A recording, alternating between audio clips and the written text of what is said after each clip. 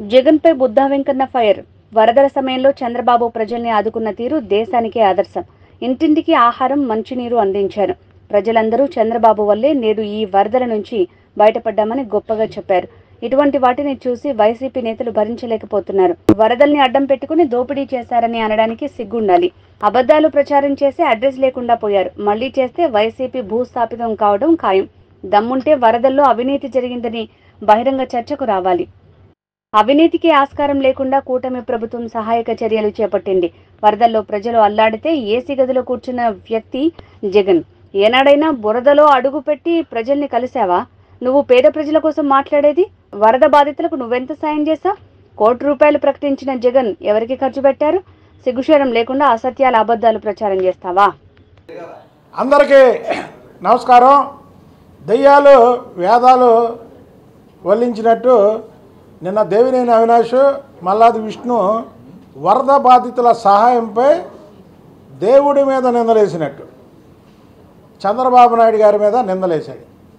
ఆ నిందలు ఎవరు వేయించారా అంటే జగన్మోహన్ రెడ్డి వేయించాడు. వీళ్ళు కాదు, స్క్రిప్ట్ తాడేపల్లి ప్యాలెస్ నుంచి వచ్చింది. కాబట్టి జగన్మోహన్ రెడ్డితోనే నేను మాట్లాడుతున్నా. జగన్మోహన్ రెడ్డి, నీ హయాంలో వరదలు వచ్చినటువంటి ఏరియాల్లో నువ్వేం చేసావు? అలాగే వరద సహాయానికి ₹1 ఇస్తానని ప్రకటించావు.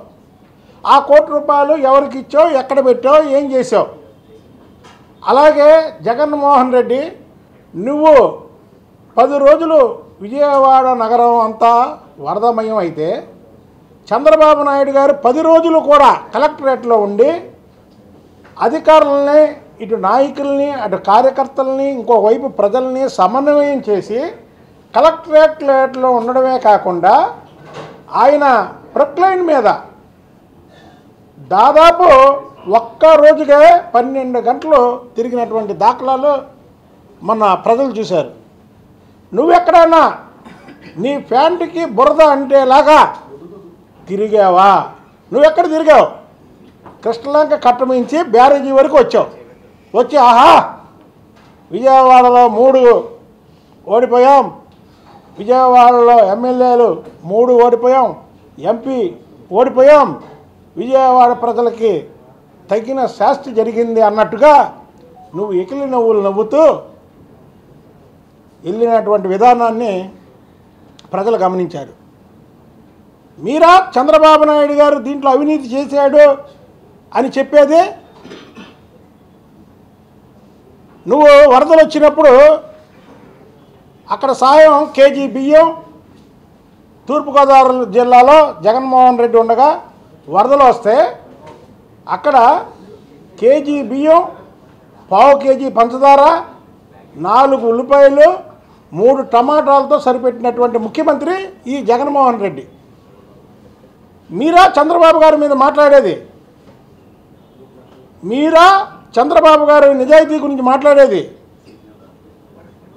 ఇవాళ మళ్ళీ 10 రోజుల్లో క్లీన్ అండ్ గ్రీన్ లాగా అసలు వరదలు వచ్చినటువంటి దాఖలాలే ఎక్కడ కనిపించకుండా వరదలు వచ్చిన ప్రతి ప్రాంతాన్ని దగ్గరుండి శుభ్రం చేసినటువంటి ఏకైక ముఖ్యమంత్రి చంద్రబాబు నాయుడు గారు. ఇవాళ ఢిల్లీ వెళ్ళి కూడా ఢిల్లీలో అక్కడ మంత్రులను కలిసి, ప్రధానమంత్రిని కలిసి ఇవాళ ఇక్కడ జరిగినటువంటి విపత్తు ఏదైతే ఉందో ఆ విపత్తు గురించి మాట్లాడినటువంటి ముఖ్యమంత్రి చంద్రబాబు నాయుడు గారు.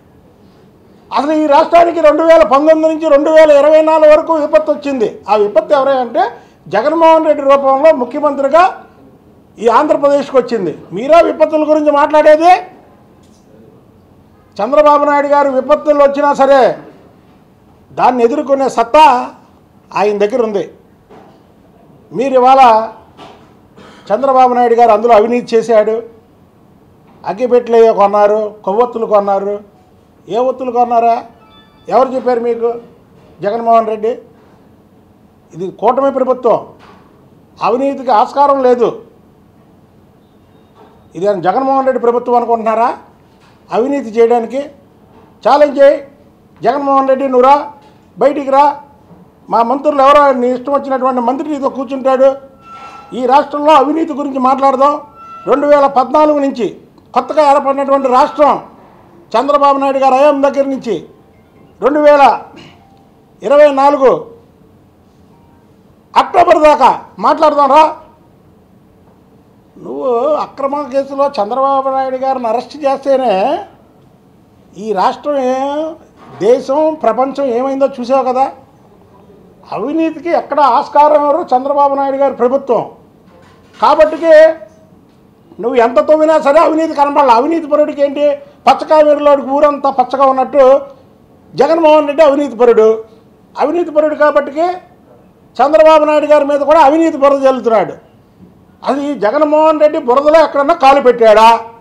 కాలు పెట్టినట్టు ఒక ఫోటో చూపించండి పోనీ మీరు. నువ్వు ప్రకటించిన ₹1 ఏం చేసావు? మళ్ళీ నువ్వే తినేసావు.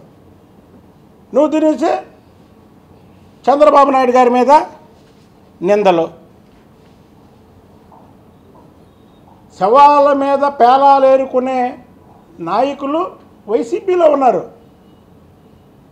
ఎల్జీ ఫార్మా కంపెనీ అనకాపల్లి జిల్లాలో గ్యాస్ లీక్ అయ్యి 8 మంది చనిపోతే బలవంతంగా ఆ కంపెనీ రాపించుకోవడానికి విజయసాయి రెడ్డి మీరు కుట్ర చేయలేదా? మీరు ఇవాళ వరద విపత్తు వస్తే 10 రోజులు చంద్రబాబు నాయుడు గారు ఇక్కడ కూర్చొని అంతా క్లీన్ అండ్ గ్రీన్ చేస్తే చంద్రబాబు నాయుడు గారి మీద మీరు బురద జల్లేది అసలు మీరు చూపించండి. నువ్వు కానీ మీ వైసీపీ నాయకులు కానీ ఎక్కడన్నా బురదలో దిగారా? మీకు బురద అంటుకోకూడదు కానీ బురద జల్లుతారు ఎదుటోడి మీద. ఏం లేకపోయినా బురద జల్లే ప్రయత్నం మాత్రం చేస్తారు మీరు. వైసీపీ నాయకులు ఏదన్నా మాట్లాడితే దెయ్యాలు వేదాలు వల్లించినట్టు ఉంటుంది. అసలు మీకే అర్హత ఉంది? మీకు అర్హత ఉందా చంద్రబాబు నాయుడు గారి గురించి మాట్లాడడానికి? చంద్రబాబు నాయుడు గారు లా అండ్ ఆర్డర్ కంట్రోల్లో ఉండాలి, లా అండ్ ఆర్డరు ఎక్కడ ఇదవ్వకూడదు అని మిమ్మల్ని అందరినీ ఉపేక్షిస్తుంటే మీరు రెచ్చిపోతారేంటి? మీరు రెచ్చిపోతున్నారేంటి? విజయవాడ నగరం ప్రశాంతంగా ఉండాలి అని కోరుకుంటున్నారు చంద్రబాబు గారు ఆదేశాల మేరకు ఇక్కడ ఉన్నటువంటి కార్యకర్తలు కూడా అందరూ కామ్గానే ఉన్నారు. మీరు లేనిపోయిన బురద జల్లుతున్నారు ఇప్పుడు చంద్రబాబు నాయుడు గారి మీద. వరదకు సహాయం చేయకపోగా లేనిపోయిన మాటలు మాట్లాడుతున్నారు.